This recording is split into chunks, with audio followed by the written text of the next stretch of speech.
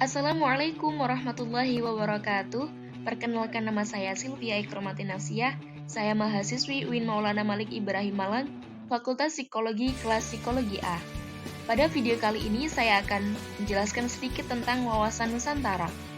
Video ini dibuat untuk memenuhi tugas mata kuliah Pendidikan Kewarganegaraan yang diampu oleh Ibu Nurul Sofia MPD. Apa yang kalian ketahui tentang wawasan Nusantara? Yuk, mari tonton video ini sampai habis ya. Wawasan Nusantara adalah cara pandang bangsa Indonesia terhadap rakyat, bangsa, dan wilayah negara kesatuan Republik Indonesia yang meliputi darat, laut, dan udara di atasnya sebagai satu kesatuan politik, ekonomi, sosial, budaya, dan pertahanan keamanan.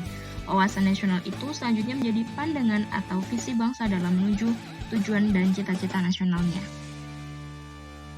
Dalam nilai-nilai Pancasila juga mendasari pengembangan wawasan Nusantara. Nilai-nilai tersebut diantaranya adalah: yang pertama, penerapan hak asasi manusia seperti memberikan kesempatan untuk menjalankan ibadah sesuai dengan agamanya masing-masing. Yang kedua, mengutamakan kepentingan masyarakat daripada individu dan golongan. Dan yang ketiga, yakni pengambilan keputusan berdasarkan musyawarah untuk mufakat. Aspek kewilayahan Nusantara yang pertama yaitu aspek sosial budaya.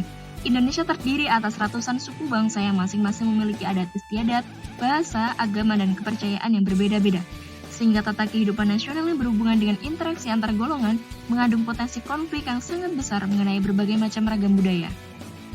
Namun tidak masalah dengan adanya perbedaan budaya tersebut, karena dengan adanya keanekaragaman budaya tersebut menjadikan Indonesia sebagai negara multikultural.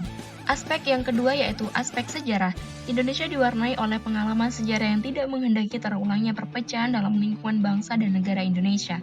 Hal ini dikarenakan kemerdekaan yang telah diraih oleh bangsa Indonesia merupakan hasil dari semangat persatuan dan kesatuan yang sangat tinggi bangsa Indonesia.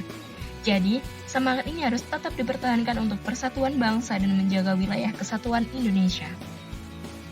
Fungsi wawasan Nusantara diantaranya adalah sebagai berikut. Yang pertama, wawasan Nusantara sebagai konsepsi ketahanan nasional, yaitu wawasan Nusantara dijadikan sebagai konsep dalam pembangunan nasional, pertahanan keamanan, dan kewilayahan. Yang kedua, yakni wawasan Nusantara sebagai wawasan pembangunan mempunyai cakupan kesatuan politik, kesatuan ekonomi, kesatuan sosial dan ekonomi, kesatuan sosial dan politik, dan kesatuan pertahanan dan keamanan.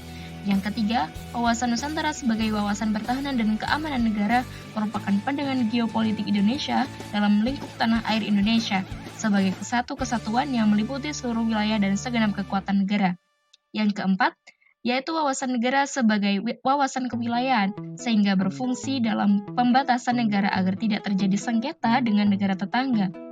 Tujuan wawasan Nusantara terdiri dari dua macam, yaitu yang pertama, tujuan nasional, dapat dilihat dalam pembukaan Undang-Undang Dasar 1945, yang dijelaskan pada alinea keempat. Tujuan yang kedua, yaitu tujuan ke dalam, adalah mewujudkan kesatuan segenap aspek kehidupan baik alamiah maupun sosial. Maka dapat disimpulkan bahwa tujuan bangsa Indonesia adalah menjunjung tinggi kepentingan nasional serta kepentingan kawasan untuk menyelenggarakan dan membina kesejahteraan, kedamaian dan budi luhur serta martabat manusia di seluruh dunia. Sekian penjelasan dari saya, kurang lebihnya mohon maaf. Semoga bisa menambah pengetahuan dan bisa bermanfaat bagi siapapun yang mendengarkan. Terima kasih. Wassalamualaikum warahmatullahi wabarakatuh.